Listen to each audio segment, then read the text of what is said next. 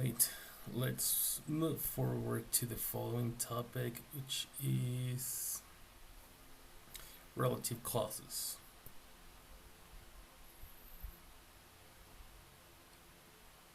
Alright, let's talk about relative clauses. So, this topic turns out to become a little confusing at the moment of learning, which is normal. However, let's take a deep look or explain the best we can in order for you to understand it. So I'll go slow as well. And like I said on the previous video, we will be reviewing more exercises in regards to these topics for or to have a complete understanding on those topics. Alright, so what are the most common relative clauses used in the English grammar, specifically for the USA or American English, are who, whose, when, where, that, and which. Which. Now, what specifically is a relative clause? So as you can see here from the description, it says they are necessary to express a meaning to the sentences. They express who or what we are talking about. So to have a full understanding of what and who or who we are talking about on the sentence, we must use the relative clauses. It's like saying, for example, a dog bit me on my arm, or a dog bit my arm. Okay, a dog bit your arm. However, if you can provide more information in regards to the dog, then probably we could have a better understanding of which dog specifically bit your arm. For example, the dog that has or which has black and yellow stripes bit my arm. Okay, so probably in the neighborhood there is only one dog with such characteristics or features that becomes easily to identify. Alright, so that's what pretty much relative clause is. Now, here we have a few examples. The woman who won the gold medal is Hungarian or from Hungary. So here we are talking about the woman. We're highlighting the subject, which is the woman. What did the woman do? She won the gold medal. And she's from Hungary. So from among the women who competed on whatever competence she was enrolled in, we are explaining or highlighting specifically of who we are talking about. In this case, the woman who won the gold medal is Hungarian. Now, just take an example. The what does it say? Sorry, but I understand my writing's not that amazing. However, I'm having probably a hard time understanding my own letters. So, the book. Okay, it says the book which you lent me was enjoyable, which means we're talking again about the book. So the subject of the sentence is the book. What characteristics does the book have? Oh well, the one that you specifically lent me, the one that I could, the one that I took borrowed from you. Okay, so that specific book was enjoyable.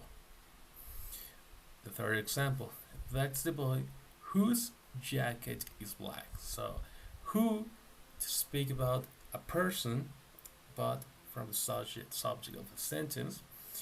For things or objects, we use which, and whose it's more personal. It's like whose, for example, it's going to highlight that something belongs to another person or to another subject.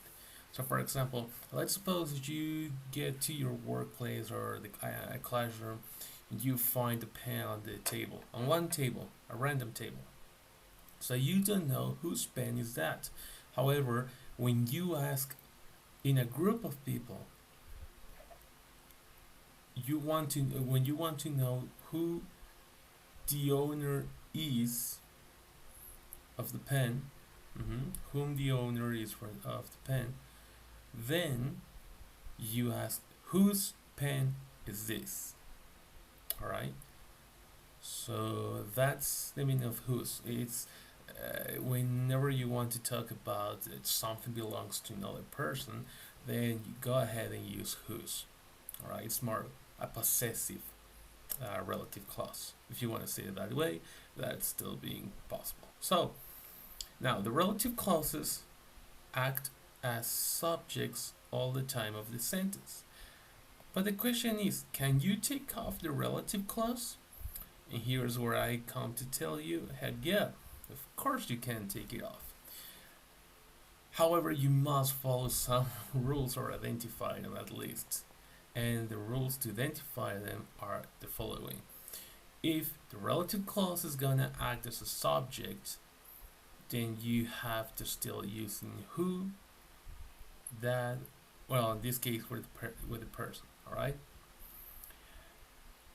And whenever it comes to the object of a sentence, which means the object is the action that falls or acts on the subject instead of the subject executing the action or making the action. In this case, the verb is going to it's going to affect or it's going to perform on the subject. Okay, so that's the object of the sentence. So whenever you think it comes with me, your, him, her, it, our, your, and them, which are like the not possessive, but it's more like personal subjects than I, you, he, she, it, which they are more general. Then there you go, and that's how you know whenever it acts as an object on a sentence, then you are totally free to take off the relative clause. Alright, for example, we have the man who or that, of course, they are both acceptable, wrote Romeo and Juliet was William Shakespeare. So in this case, I highlighted with green and I wrote who and that because, first of all, the sentence is highlighting to the subject. So the subject is speaking about a person, one specific person who wrote William Shakespeare. All right, the novel. In this case, due to the fact that I'm highlighting the person who wrote the novel, then I can highlight to provide more information using the relative clause who or that. Okay, they're acceptable. They both are acceptable. And I'm gonna explain a little about who and that just through this video, right? But for now, just understand it this way. So you can use who and that or that as long as you're talking as the subject of the sentence. Another example, a friend is someone who never lets you down.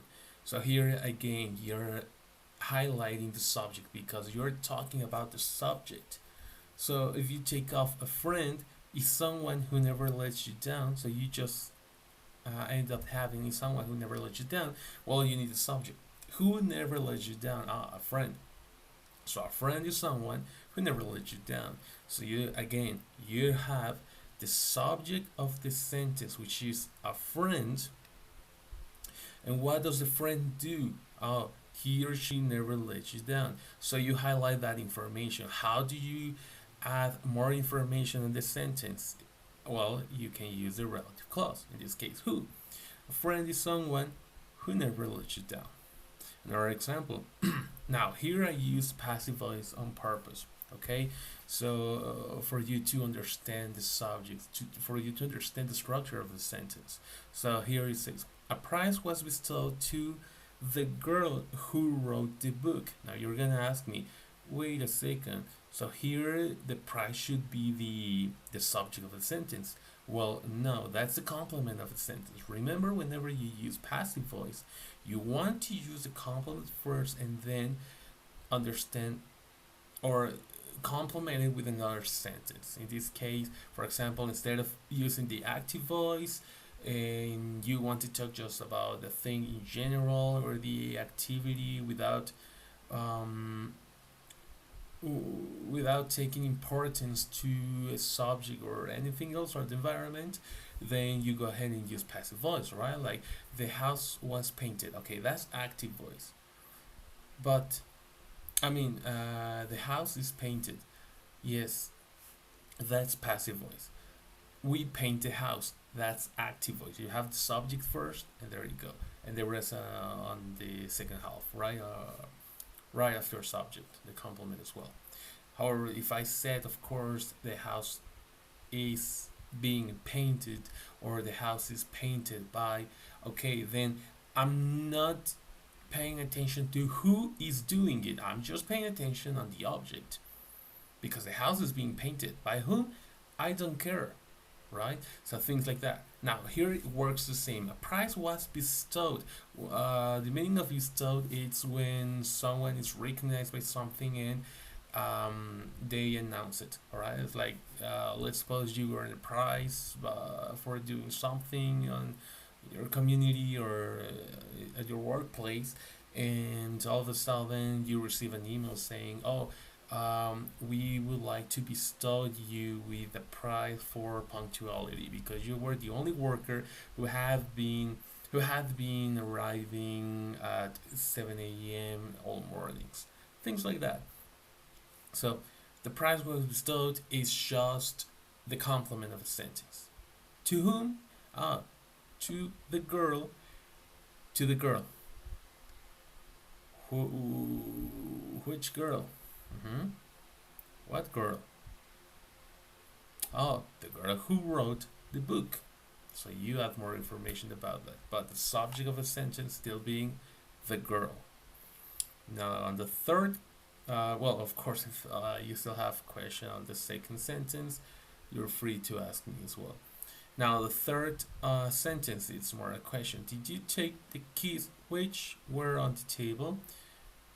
In this case, the subject of the sentence still being the keys. The others, remember, it's a question in past, simple past. So that question has to have auxiliaries before the subject and the verb, and then the noun. Now you're adding more information to the noun. However, the question it's referring to the noun itself, which are the keys. So the keys is the subject of the sentence, and then you add the relative clause to add more information to it, and so you have which. So you end up having the whole sentence with relative using the relative clause as did you take the keys which were on the table.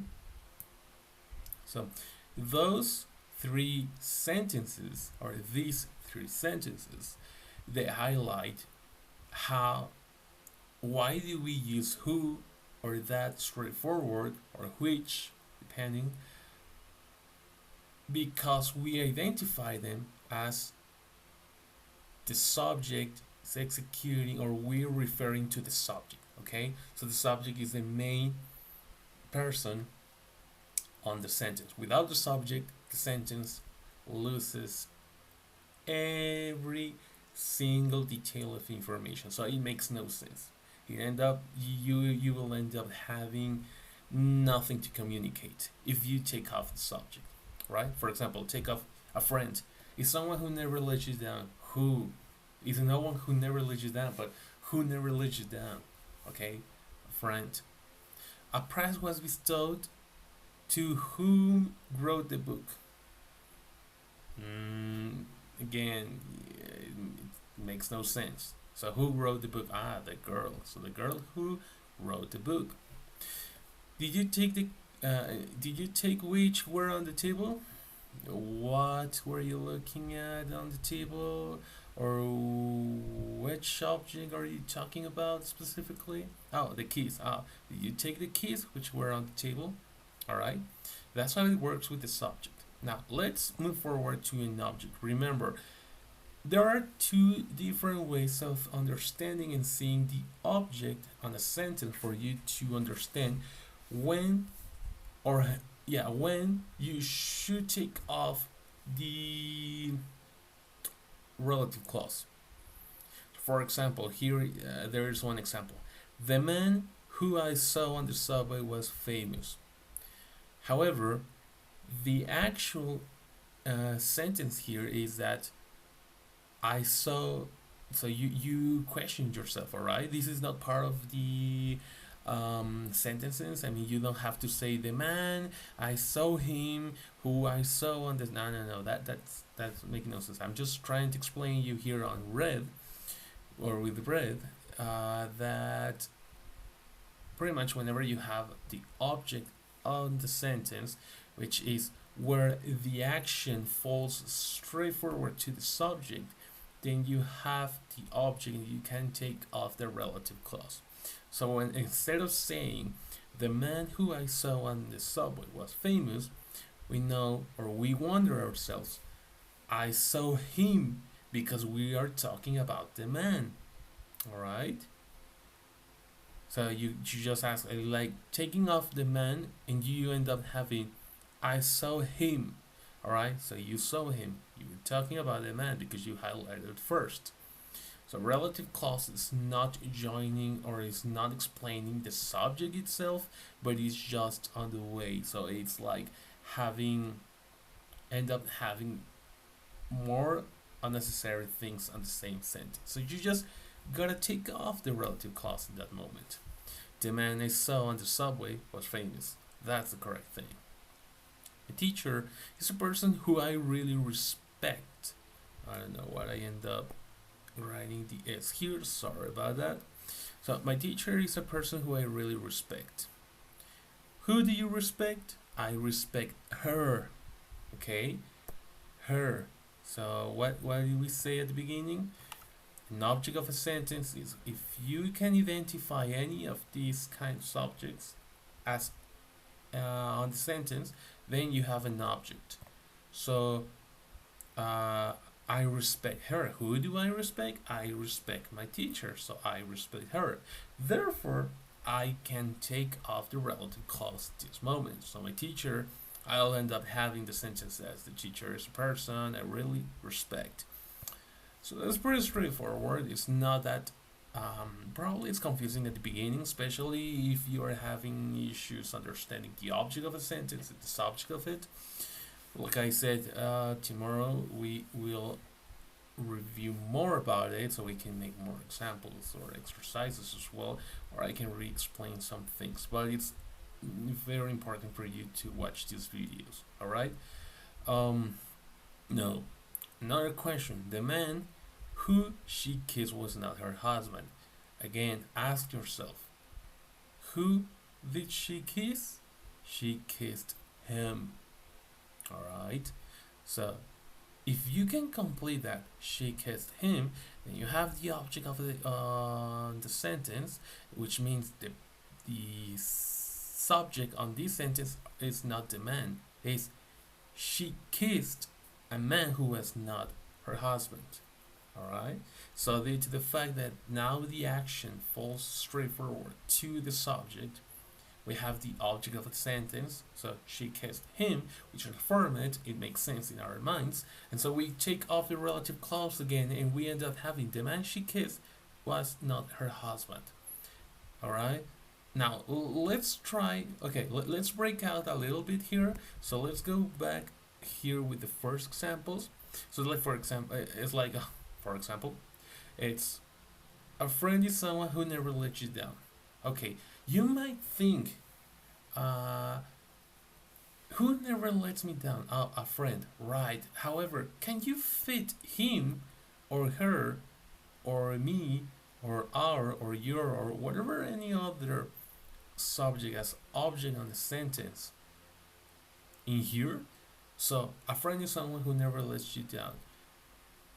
Never let him down. Never let her down. Well, it makes no sense because you are not talking about who did you let down? You are explaining what a friend is.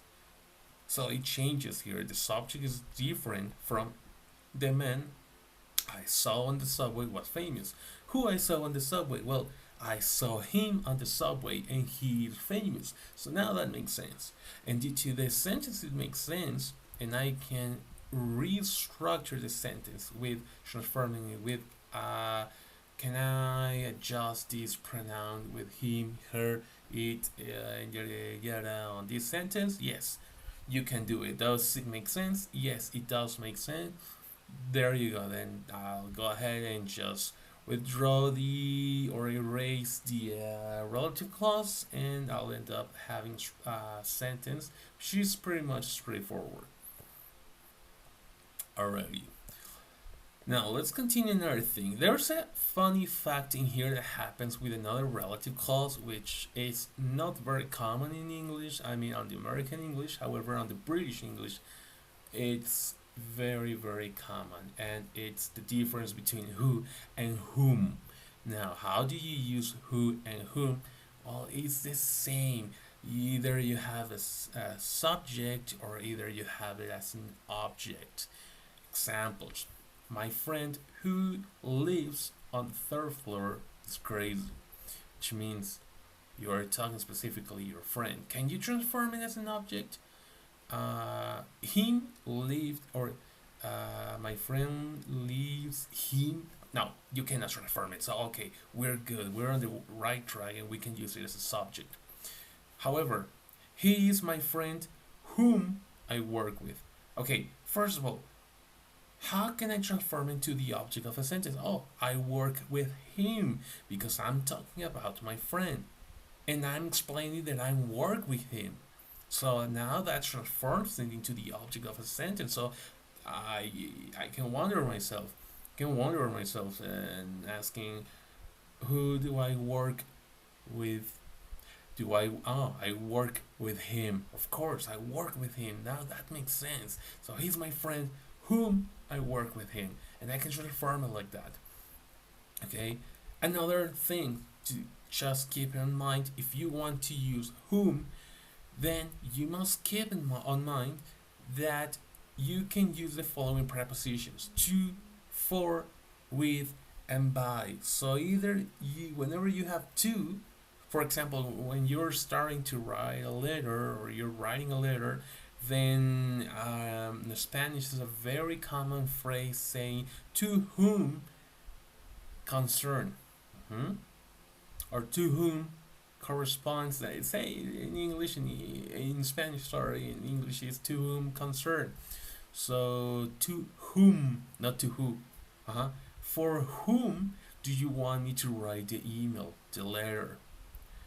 With, oh yeah, I know you work with, again, what was the name of the guy you used to work with, for example? Or I remember there was one guy you used, whom you work with. I remember there was, I can't remember the name of the guy you used to work with. Now, you work, I no, sorry. I don't know what's going on with my mic. I can't remember the name of the guy whom you work with. Okay, that's how you do it. Yeah, apologies for that. And by whom? Okay. Oh, did you know? Did you hear about the last Apple product? Or skip the Apple. Okay, just say, did you hear about the last product? There's a new laptop. By whom? Okay, so you're trying to find out who is responsible for creating that laptop, for example. Oh, by Apple. Oh, okay, there you go. Now I got it. Yeah, things like that. So with, remember, with whom, you can also say. Mm-hmm. What was the name of the guy with whom you used to commute to work? That's a very good question in there that I can ask or that I can make. So it takes a lot of practice, of course. As you can see, I got stuck and I started stuttering a lot on this kind of sentence. But it takes a lot of practice as well, and pretty much that's the most important thing in between who and whom. All right, just pay attention to it. Now, there are some other rules to keep in mind or to take as consideration, which are the following.